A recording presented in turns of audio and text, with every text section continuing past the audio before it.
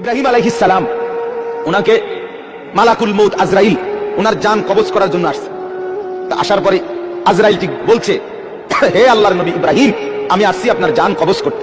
এখন মালাকুল মউত আজরাইলকে বলছে, আজরাইল কি বললা এটা? আচ্ছা তুমি আল্লাহকে একটা কথা জিজ্ঞেস করো, গিয়া যাও, একটা প্রশ্ন আমার। বলছে কি বলেন?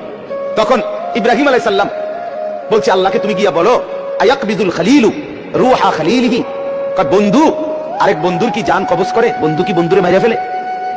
আল্লাহর বন্ধু তা বন্ধু কেমনে বন্ধুর মাইরা লাগে? এটা কেমন কথা?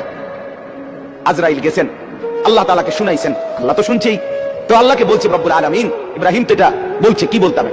আল্লাহ তাআলা ফেরত আরেকটা কথা বলছে যে আজ ইব্রাহিমকে, এবার দেখো কি কয়। আজরাইল আসছে, আয়েশা বলতেছে, আল্লাহ বলছে আপনাকে জবাবে, আয়াকরাহুল খলিলু লিকা খলিলিহি, বন্ধু কি বন্ধুর সাক্ষাৎ পেতে চায় না?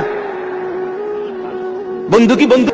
ইব্রাহিম আলাইহিস সালাম সাথে সাথে বুঝে ফেলছে, হায় আচ্ছা তো আসলে মৃত্যু না, এটা তো আমার মেরে ফেলা না, এটা তো আমার রূহ কবজ না, বরং আমাকে তো আমার মাওলার সাথে মিলায়া দেওয়া।